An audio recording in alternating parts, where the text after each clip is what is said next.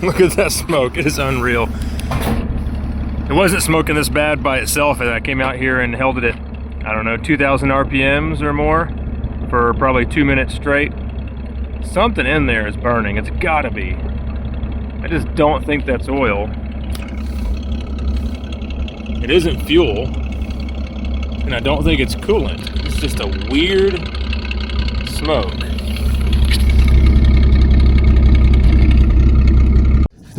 All right, well, this thing is smoking like crazy, but I'm gonna go on the first road test. This is the first time these tires or this car has been on actual pavement in a very, very long time. Went from the barn to the trailer to the dirt. I guess my shop has pavement, but anyway, we're gonna take this thing on an actual drive, even though it's smoking like crazy. It's gonna be fun. I don't have any foot brake, but I do have parking brake. The thing has warmed up a little bit since I have closed the hood and drove it around. I did about 10 laps in the backyard, and I don't have that big shop fan on it anymore that I've had on it. So we're gonna see, hopefully it stays cool enough to run around the block real quick. I think we've got enough fuel to do it.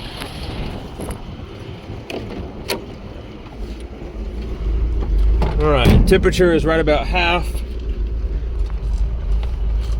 Okay, temperature is right about half. Our electrical system is working. Our oil pressure is a little bit lower, but it seems to be coming up with RPM still, so that's good. We got to keep a close eye on the temp gauge there, so we don't have any actual coolant in it. So this stuff will boil if we get it too hot. So I'll just do a quick run around here real quick.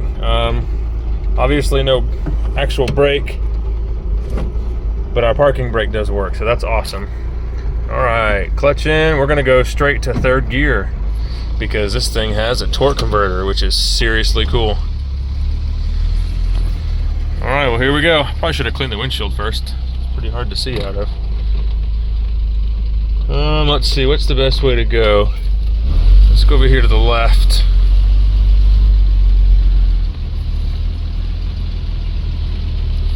Oh boy. Wow, look at that. Speedo works. Fantastic. Seriously cool. All right, well, there's the house. We are driving down the road. I'm gonna go up here and turn around. If I take a right at the stop sign, there's a cul-de-sac. There's our fuel tank. All right, hopefully our temp gauge, or hopefully our temperature stays okay. And I'm just gonna go up here and turn around and come right back. All right, I just went down the road I told you about, took a right, did a U-turn in the cul-de-sac. Temperature gauge looks okay. I've shifted down into first gear just because this is sort of a downhill and I don't want to trust that parking brake because those linings could come off at any moment if I'm using that thing under a lot of pressure. Here, let's do a shift.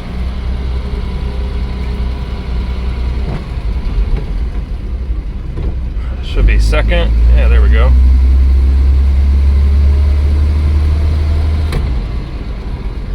Third. It's pretty cool to be able to just leave it in third all the time. I really like that. This thing is going to be great for running errands and getting the kids.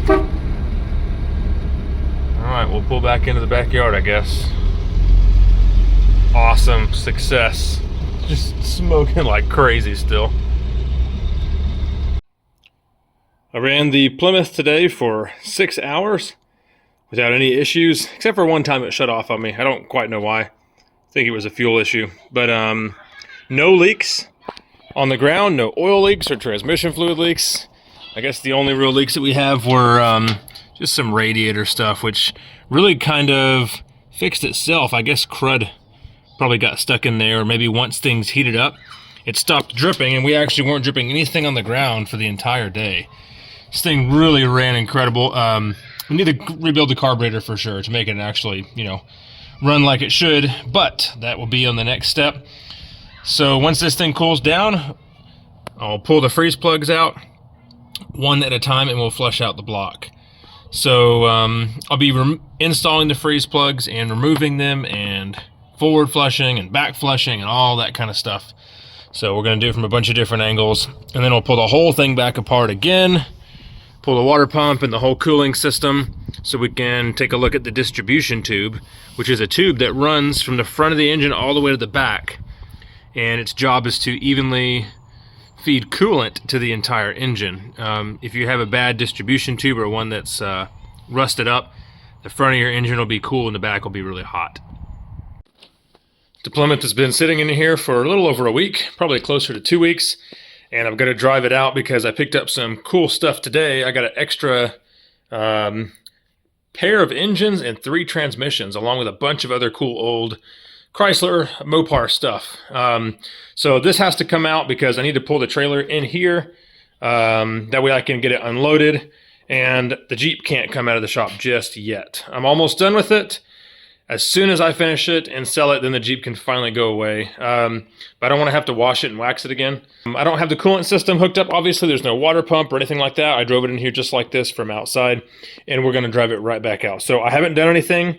Haven't messed with the fuel system or any of that kind of stuff. All I did just now was just hook up the battery and the coil, and then I've got my little remote start switch there. So we're going to see if this thing will run on its own. See if the squirter still works here. I don't know if any fuel came out or not. Let's give it a try.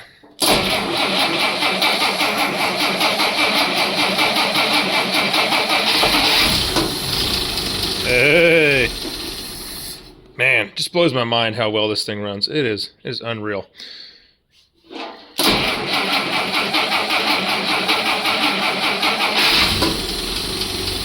See if it'll stay running. I may have to put the camera down and warm it up, but we'll see. I don't want to run it too long, just enough to get a little bit of heat in the riser here for the carburetor. That way I can give it some throttle without it dying and get it in gear. And we'll just put it right back outside. So I'll stick it right over there on that pile where it's been. And then we can back the trailer in here, and I'll show you that cool stuff. Yeah, I'll try to do this one-handed. Okay, what is it? This way and this way is reverse. Let's try it. Yep, sure is. Man, the torque converter just makes this thing so easy to drive. Very, very cool. Use our parking brake to slow us down.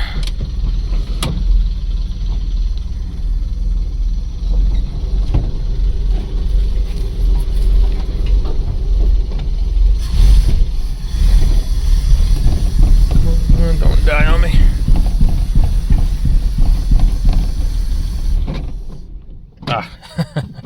Okay, parking brake.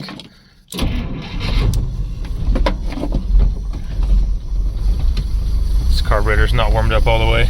Oh, and I still haven't cleaned it, by the way. So it is just like it was 50 years ago. It has not been cleaned at all. Okay, check out what I got today. Picked up a couple spare engines. I think they're both 218s. I'm not 100% sure. I really hope this one's a 230. I think it is. That's a Plymouth motor, 218 for sure, and that thing is locked up. This one was supposedly out of a 56 to 58-ish, somewhere around there, Dodge. It was pulled out and put into a 40s Plymouth. So it looks really great on the outside. Someone has definitely done a lot of work to it. I'm really curious to know what the inside looks like. So this is going to be my project engine. Once I get the Plymouth like actually running and driving, I'll focus on this thing, and I want to build us a really cool engine for the Plymouth out of this block here. So it's a D62, which I think is supposed to be a 230, but overall it looks like it's in really good shape. It was pulled from a running and driving car, which was a restoration, so should have been a pretty nice car. Here are a couple transmissions that I've got. I got an overdrive transmission, another overdrive transmission, and then a regular old 3-speed, which looks like I put it upside down, so puked all over the trailer. But anyway, I don't know which one I'm going to use. I definitely want to use an overdrive transmission in the Plymouth. I have no clue what this transmission is. It's quite a bit different than that one. So once I get it cleaned up, we'll check the numbers and things. Here's the 218. I really just got this for parts. It's got some good usable stuff on it, like the vacuum / fuel pump, which will be good to rebuild and keep as a spare. A 218 cylinder head is always a good spare thing to have. Then we've got, you know, stuff like a distributor and all that kind of stuff. So whether the engine is good or not, it's good enough to have for parts. And then I got a whole bunch of things in the back of the truck here. Let's see if I can pop this glass. So quite a few generators and starters, a couple water pumps, and we have that intake exhaust assembly over there, 2 oil pumps. But yeah, just some stuff to rebuild, restore, and keep on the shelf, or maybe sell. I guess I don't have to have this many spares. But yeah, so we're gonna go ahead and stick this trailer into the shop because it's gonna take me a minute to get all these things off of here with my back. I may not even get to it today, but I don't want them sitting out here in the rain. So anyway, we're gonna stick this stuff in the shop, then I'll pull them off one by one. I need to go buy another engine stand. I would like to have both of these on stands so I can move them around and open them up and stuff like that. I really want that thing to get cleaned up before I store it because it's just disgusting. But yeah, really exciting day.